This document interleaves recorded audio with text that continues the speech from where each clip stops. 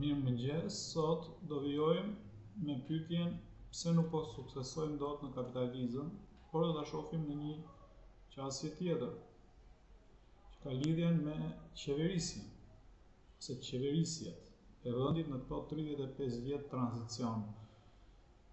Ne në vitin 91 filluam hym në një tranzicion nga një shtet i mbyllur, i vetë izoluar, në një shtet drejt një shteti antare të Bashkimit Evropian.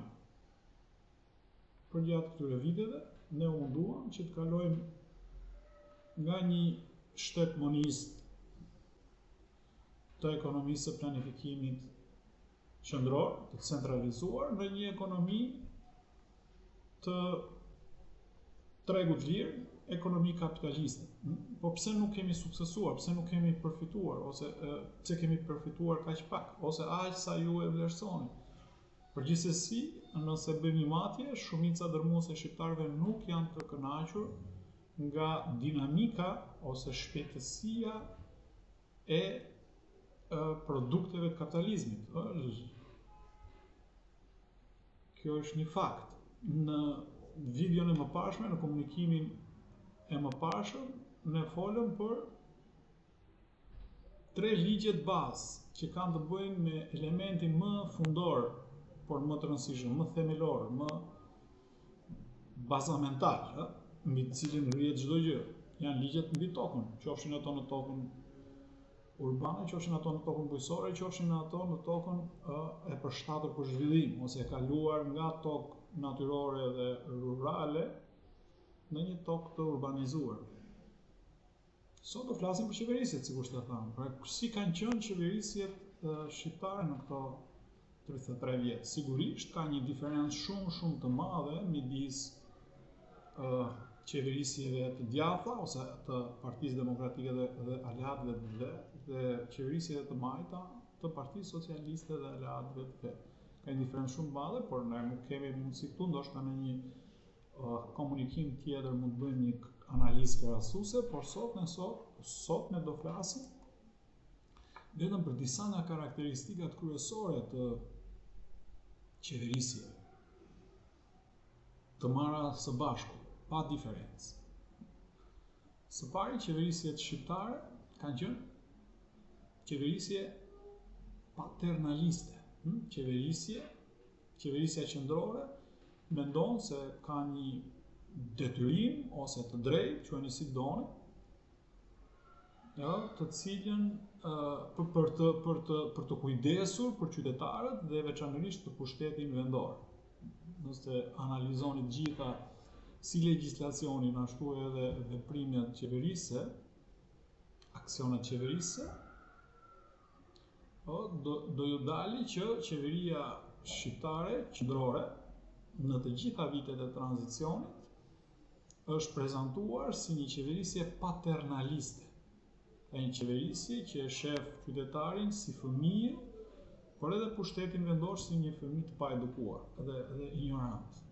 Sepse qeveria qendrore ndërhyn tek pushteti vendor gjerësisht në këtë periudhë, dhe argumenti ose logjika të çon që ndërhyn sepse e shef si të paaftë. Në fakt është një budallëk i madh, sepse veçanërisht qeverisja e fundit, e 12 viteve të fundit, në fakt ka qenë drejtuar nga një kryetar bashkie. Zëvendës kryeministri, sidomos ai i pari në vitet e para, ishte një kryetar tjetër bashkie. Çfarë ndodhi nga momenti nga ishin kryetar bashkie dhe u bën kryeministra? Ndodhi një ndritshim, nuk ka kuptim dhe nuk ka produktivitet. Është një problem shumë i madh, biles mendoj unë, dhe shumë njerëz që studiojnë këtë marrëdhënie për ecurinë e kombit. Nuk po zgjatemi, vazhdojmë. Një karakteristikë tjetër e jashtëzakonisht e keqe është se qeveria ka qenë arbitare në disa dimensione. Qeveria në të gjitha fatat, së pari duke mos ushtruar fare funksionet që ka marrë përsipër ose që i takojnë me ligj ose edhe me, si thuash, filozofinë e shtetit, çfarë shteti ka në dorë, çfarë shteti duhet të ushtrojë, çfarë aktiviteti shteti duhet të ka qenë, nuk e ka ushtruar, edhe këtu mund merrim shumë funksione. Legalizimi për shembull është një shembull i jashtëzakonshëm i mosushtrimit të funksioneve, duke mos ushtruar funksionen e kontrollit të territorit për ndërtime, duke mos ushtruar ose ushtruar shumë keq funksionin e lejedhënies ndërtimore, duke mos ushtruar funksionin e planifikimit të zhvillimit përpara se sa ai të ndodhi. Ndodhi që në Shqipëri kemi 600.000 ndërtesa dhe banesa informale, por kemi jo kaq, por më pak, vetëm në Tiranë rreth 11.000 metër katror ndërtime të reja vetëm në 6-7 vitet e fundit.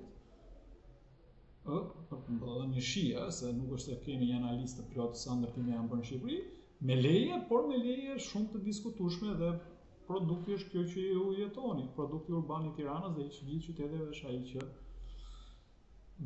që ju shihni. Një qasje tjetër arbitrare është ajo duke ushtruar pushtetin dhunshëm, me dhunë policore. Edhe kjo është karakteristikë veçanërisht e këtij 12 vjeçari, kësaj qeverisë.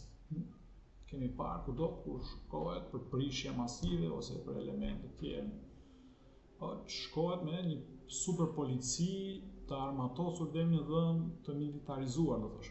Pra ushtrisë, policisë si ushtri, në formatin e një polici. Një karakteristikë tjetër që ka qenë edhe vitet e para këtij 12 vjeçari, por kurse si në këtë përmas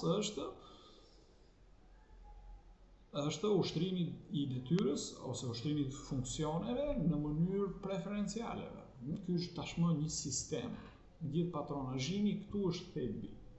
Që nga gjëja më e voçkull e qytetarit, interesi më i vogël, nevoja, domosdoshmëria më e vogël e një qytetari ose një familje deri tek bizneset e mëdha që ne shpesh i quajmë PPP. Është një preferencialitet i jashtëzakonshëm dhe tregon ose shpreh atë qasjen arbitrare të ushtrimit të pushtetit.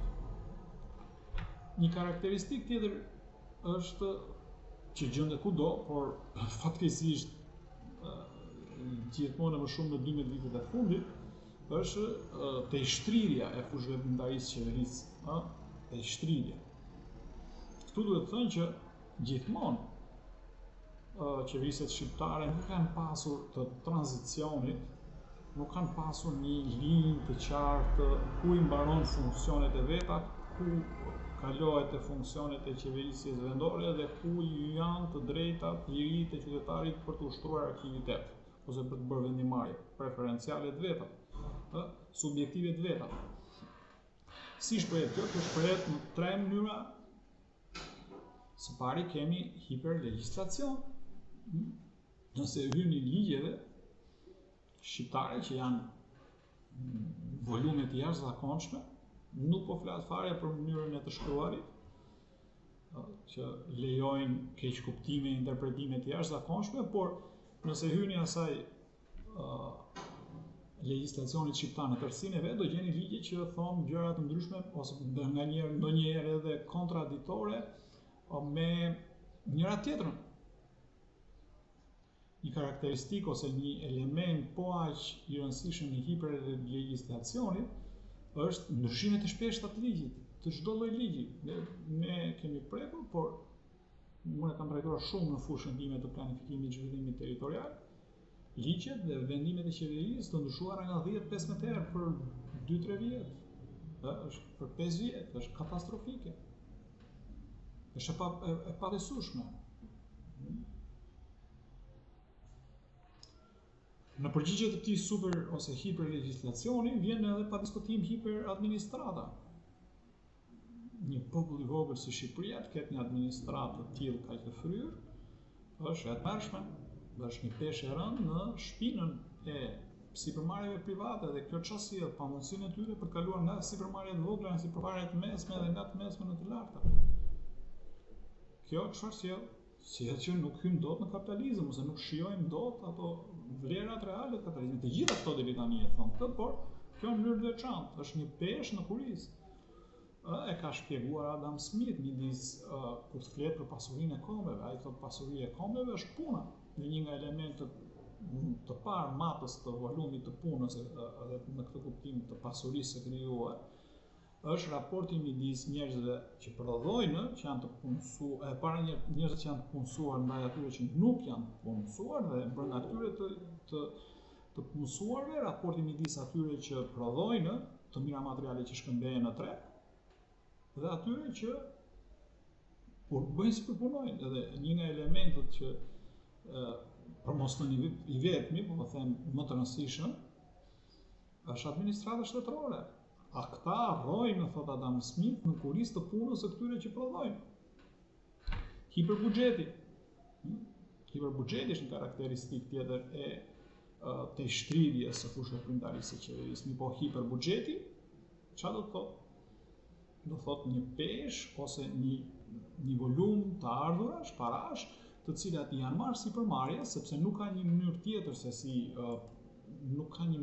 se si kombi prodhon të ardhura, përveç se nëpërmjet prodhimit, janë marrë prodhimit dhe i ka kaluar administratës.